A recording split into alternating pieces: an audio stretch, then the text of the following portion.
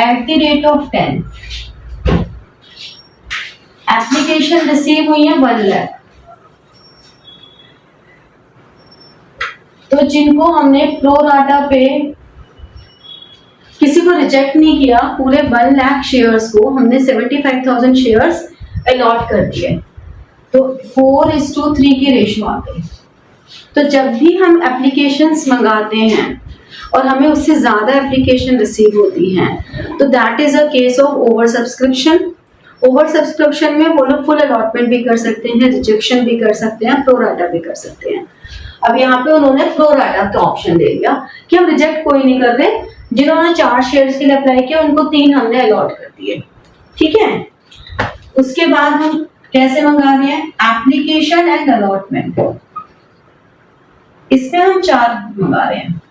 तो जब application allotment एक साथ मंगा लेते हैं तो वो अपने आप में ये सिग्निफाई कर देता है कि भाई हमने जितने शेयर्स आएंगे उनमें से रिजेक्शन करनी ही नहीं है। तभी तो हम अलॉटमेंट कंफर्म कर रहे हैं कि अलॉटमेंट तो जरूरी मिलेगी। फर्स्ट कॉल पे 3 और फाइनल कॉल पे फिर बैलेंस है तो 4 कर दिया, नहीं 3 होगा, 3 कर दिया। Applications 1 lakh shares were received. Shares were allotted to application on pro rata basis. Excess money received with applications was transferred towards some due on first call. Vibha, who was allotted 750 shares, applied, allotted 750 shares जिसको allot किए, failed to pay first call, उसने ये नहीं दी और immediately उसके shares forfeit कर लिए गए। Then afterwards the second call was made. The amount due on second call was also received except on 1 lakh shares applied by Monica. Monika ने 1 lakh shares apply किए थे, ये दिया और ये नहीं दिया। उसके बाद शेयर्स फॉरफिट कर दिए। All the forfeited shares reissued to Mohit. Reissued हमने किए for rupees 9,000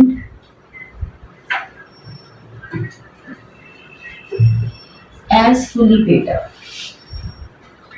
ये हमारे सामने पूरा क्वेश्चन आ गया। समरी बनाने से हमें ये बेनिफिट हो गया। अब एक वर्किंग नोट्स और हम कर लेंगे कि इसने अप्लाई किया 1000 और इसके 750, ये हमने निकाल लिए। क्यों? क्योंकि 4:3 की रेशियो है, तो 750 डिवाइड बाय 3 इंटू 4 1000 आ गया। इसमें 1000 का 1000 डिवाइडेड बाय 4 इंटू 3 750 आ गया, ठीक है। अब Vibha application and allotment money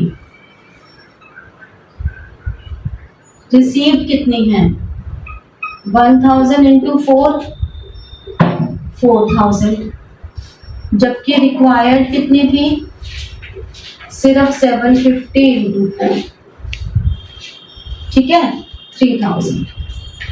तो हमारे पास एक्सेस कितनी आ गई। हमेशा यही फॉर्मेट लिखने का रखो, तो तुम्हें एक पॉइंट पे आके ये लाइंस बिल्कुल रट जाएंगी जब तुम बार बार लिखोगे।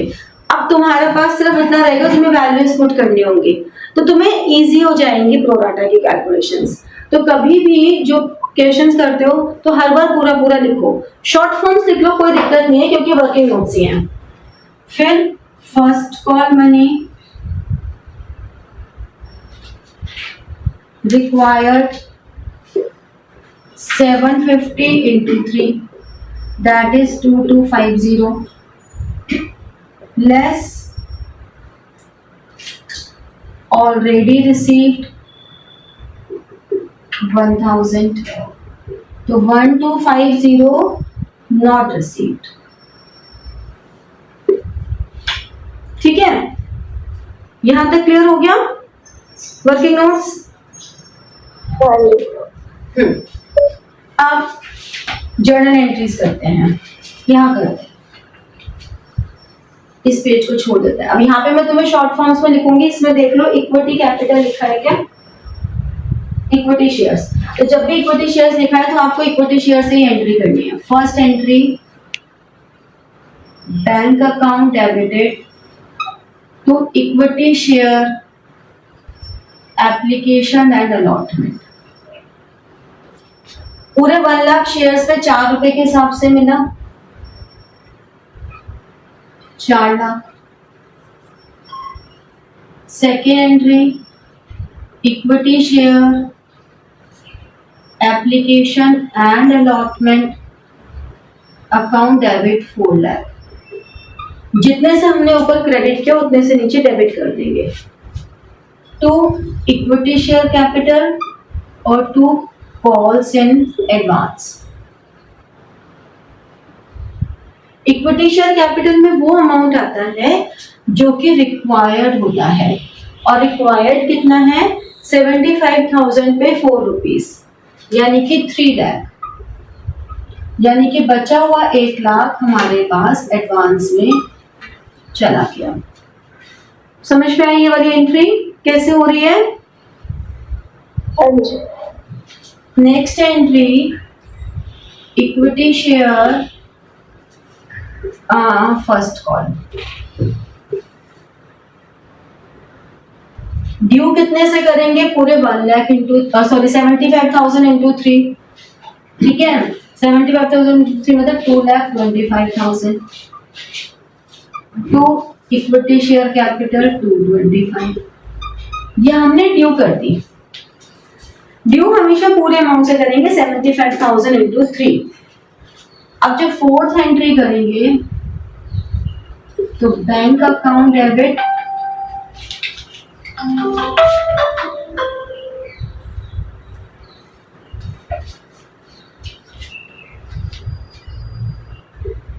कॉल्स इन एडवांस, क्योंकि यहां तो ये लायबिलिटी थी हमारे लिए, इंक्रीज हो गई।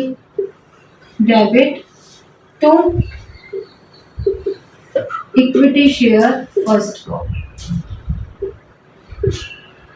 225। एडवांस कितना मिल गया था? 1 लाख। अभी तो इसमें एरियर्स भी तो थे।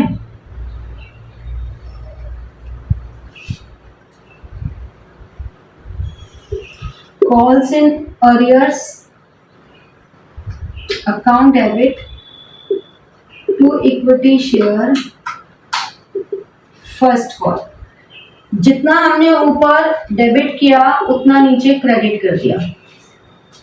इसमें से 1 लाख हमारे पास एडवांस आ चुका था, ये हमने एडवांस में डाल दिया। ये हमारे पास अरियर्स थे 1250, ये हमने कॉल्स इन अरियर्स में डाल दिए। तो 225 में से 1 लाख हमें ऑलरेडी मिल चुके थे, अब मिलने चाहिए थे 125। 1,25,000 में से 1250 हमें नहीं मिले, तो कितना हो गया? 1,25,000, 24, 23, 750। ठीक है। फिफ्थ एंट्री फॉरफीचर की करेंगे। किसके शेयर्स? विभा के shares. Equity share capital to forfeited shares to calls in arrears. Calls in arrears 1250, receive हमें हुए थे उसके 4,000, और यहां पर 750 इंटू 7, क्योंकि इतना ही कॉल किया है, कॉल्ड अप से हम डेबिट करते हैं, तो ये आ गया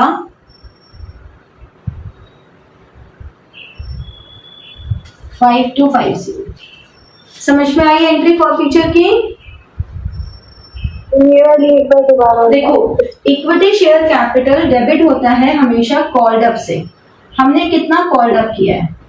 तो कॉल्ड अप है 4 रुपीज और 3 रुपीज, 7 रुपीज। फॉरफिटेड शेयर्स में वो अमाउंट आता है जो कि रिसीव्ड हुआ है, और यहां वो आता है जो कि नॉट रिसीव्ड है। तो हमने कॉल्ड अप अभी सिर्फ फर्स्ट कॉल तक किया है 7 रुपीज, तो 750 शेयर्स इंटू 7। फॉरफिट हम वो अमाउंट करेंगे जो हमें रिसीव हुआ है, यानी कि ये वाला अमाउंट हमें रिसीव हुआ है, और कॉल्स इन एरियर्स जो कि हमें रिसीव नहीं हुआ। लॉजिक क्या है? जितने से हमने शेयर कैपिटल रेज की थी, सेकेंड एंट्री में, थर्ड एंट्री में जितने से कैपिटल रेज की थी उसको डेबिट करके खत्म कर दिया। इसी तरह से जितना हमने फॉरफिटेड शेयर्स है वो नॉमिनल अकाउंट है, क्योंकि हमने उसके शेयर्स फॉरफिट कर लिए तो ये हमारे लिए प्रॉफिट हो गया एक तरह से, तो नॉमिनल नेचर है, क्रेडिट ऑल द प्रॉफिट्स। और कॉल्स एंड एरियर्स जो हमने यहाँ पे अपने लिए असेट्स क्रिएट की थी वो हमारी अब असेट्स नहीं रही, तो हमारी यहाँ पर असेट्स डिक्लाइन हो गई। तो ये लॉजिक है, समझे? अब नेक्स्ट एंट्री हम 6th एंट्री करेंगे, equity share second and final call. अब जब ये डेबिट करेंगे टू इक्विटी शेयर कैपिटल, तो 75,000 में से 750 शेयर्स तो हमने फॉरफिट ही कर लिए, तो इस पे नेक्स्ट कॉल ड्यू ही नहीं करेंगे, यानी कि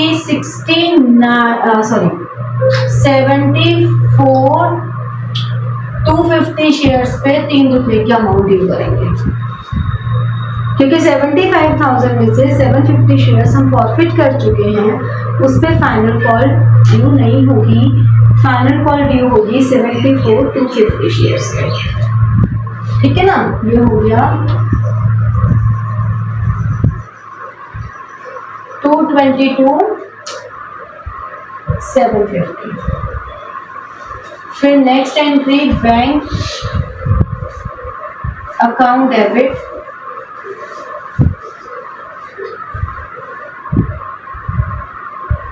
calls and arrears debit, equity share second and final call.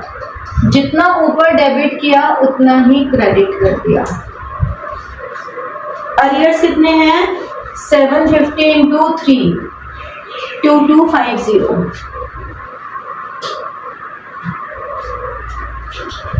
ठीक है, तो 222 में से 750 में से 2250 यानी कि 750 इंटू 3 नहीं मिला, तो मिला कितना है फिर 0 0 5 0 2 22500। ठीक है, समझ में आया? क्लियर हुआ? हाँ जी। नेक्स्ट फॉरफीचर करेंगे अब, equity share capital, forfeited shares, calls and arrears. हमने दोनों के शेयर्स फॉरफिट कर लिए, मतलब 750 ये और 750 ये, सॉरी ये तो हम कर ही चुके थे, अब ये वाले फॉरफिट करेंगे। 750 इंटू 10 7500। रिसीव कितना हुआ है और एरियर्स में कितना है, या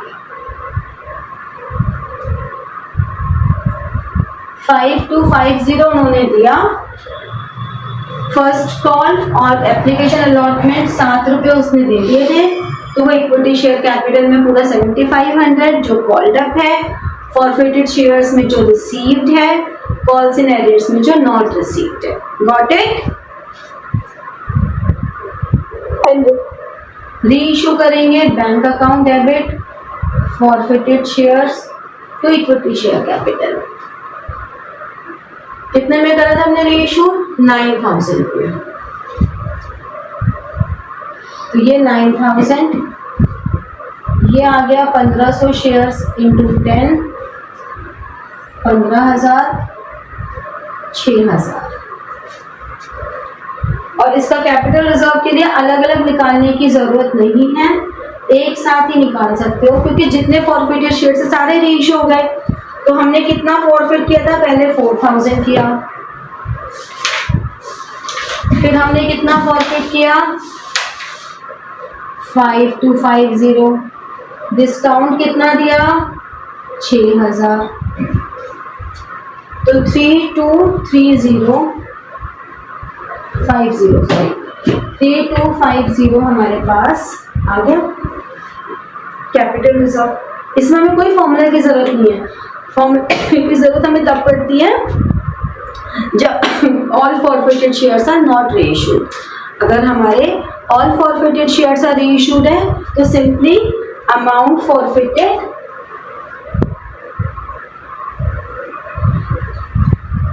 minus reissue discount, that's it. समझ में आया over subscription? So like, share and press the bell button for getting your notifications and comment. ठीक है? Thank you.